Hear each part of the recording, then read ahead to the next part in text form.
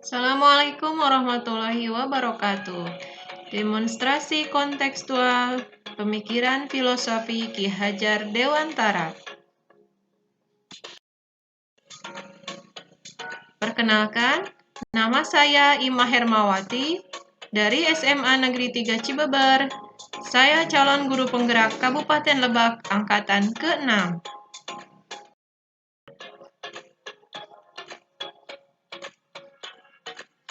Ki Hajar Dewantara adalah nama alias untuk Raden Mas Suwardi Suryaningrat. Beliau adalah tokoh utama pendidikan di Indonesia. Pada tanggal 3 Juli 1922, Ki Hajar Dewantara mendirikan Perguruan Nasional Taman Siswa di Yogyakarta.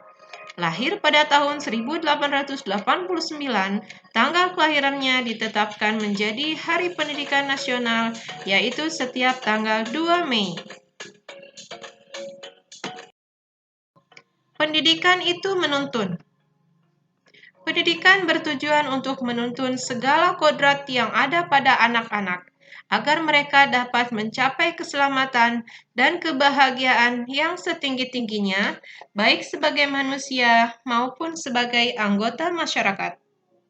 Oleh karena itu, pendidik hanya dapat menuntun tumbuhnya kodrat tersebut agar tumbuh dengan baik. Kodrat alam. Kodrat alam berkaitan dengan sifat dan bentuk lingkungan di mana anak berada. Artinya bahwa setiap anak sudah membawa sifat atau karakternya masing-masing. Jadi, sebagai guru kita tidak bisa menghapus sifat dasar tadi. Yang bisa dilakukan adalah menunjukkan dan membimbing mereka agar muncul sifat-sifat baiknya sehingga menutupi atau mengaburkan sifat-sifat jeleknya.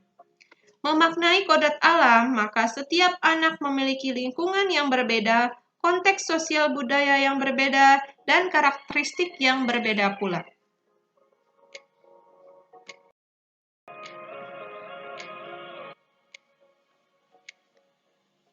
Kodrat zaman bisa diartikan bahwa kita sebagai guru harus membekali keterampilan kepada siswa sesuai zamannya, agar mereka bisa hidup, berkarya, dan menyesuaikan diri. Dalam konteks pembelajaran sekarang, kita harus bekali siswa dengan kecakapan abad 21. Kecakapan abad 21 diantaranya yaitu berpikir kritis, kreatif, kolaborasi, dan komunikasi, serta kecakapan dalam menguasai teknologi untuk memenuhi tantangan hidup pada revolusi industri 4.0.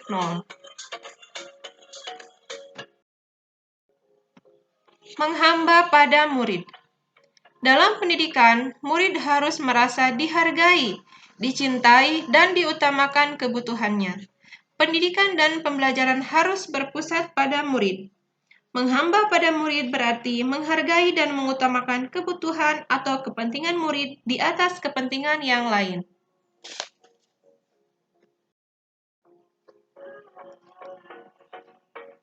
Trilogi pendidikan. Ingarso Sung Tulodo, Ingmadio Mangunkarso, Tutwuri Handayani.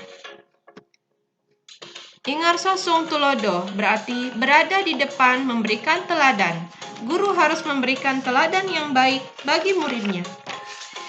Teladan yang baik dapat berupa tutur kata, sikap, dan sopan santun. Segala aktivitas kita sebagai guru akan dicontoh oleh murid.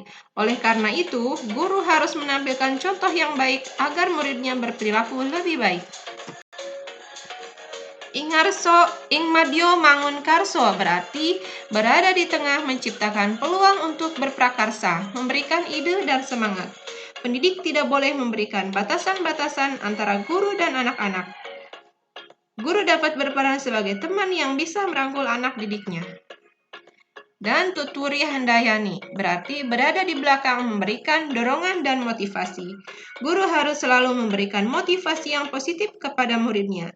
Motivasi ini sangat berarti bagi mereka, sangat berpengaruh pada semangat mereka dalam mewujudkan cita-citanya. Pendidikan budi pekerti. Menurut Ki Hajar Dewantara, budi pekerti atau watak atau karakter merupakan perpaduan antara gerak pikiran, perasaan, dan kehendak atau kemauan sehingga menimbulkan tenaga. Budi pekerti juga dapat diartikan sebagai perpaduan antara cipta atau kognitif, karsa atau afektif sehingga menciptakan karya atau psikomotor. Menurut Ki Hajar Dewantara, keluarga merupakan tempat utama yang paling baik untuk melatih pendidikan sosial dan karakter baik bagi seorang anak. Setiap anak memiliki kodratnya masing-masing. Sejak lahir, dia diibaratkan sudah memiliki garis samar-samar. Tugas kita sebagai pendidik adalah menebalkan garis samar tersebut. Mendidik dengan memperhatikan kebutuhan murid, bukan memaksakan kehendak pendidik. Pendidikan harus memperhatikan kodrat alam di mana murid dapat mengenal lingkungan serta mengembangkan adat dan budayanya sehingga membawa dampak positif bagi dirinya. Pendidikan dan kebudayaan adalah dua hal yang tidak dapat dipisahkan. Pendidikan dan kebudayaan sama-sama membentuk karakter anak.